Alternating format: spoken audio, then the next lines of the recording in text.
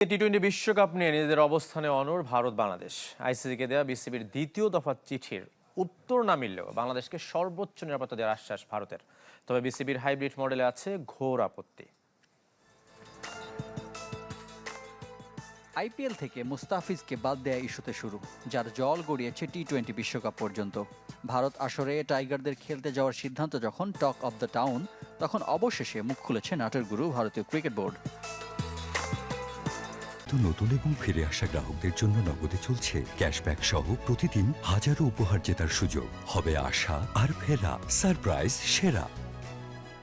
Times of ইন্ডিয়াকে দেয়া সাক্ষাৎকারে বিসিসিআইয়ের কর্তার দাবি, আইসিসিকে দেয়া বিসিবির দ্বিতীয় চিঠির পর বাংলাদেশ দলকে সর্বোচ্চ নিরাপত্তা দিতে প্রস্তুত ভারত। এখন বাংলাদেশের চূড়ান্ত সিদ্ধান্তের অপেক্ষায় দেশটির সরকার।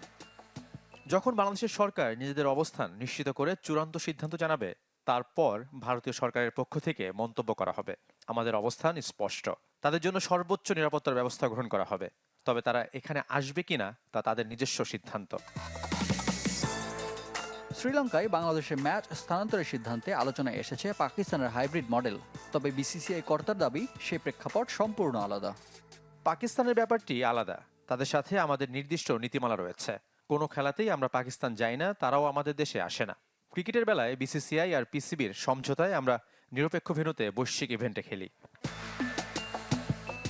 7 ফেব্রুয়ারি ভারত ও শ্রীলঙ্কায় শুরু হওয়ার কথা টি-20 বিশ্বকাপের এবারের আসর। রিফাত হোসেন, চ্যানেল 24।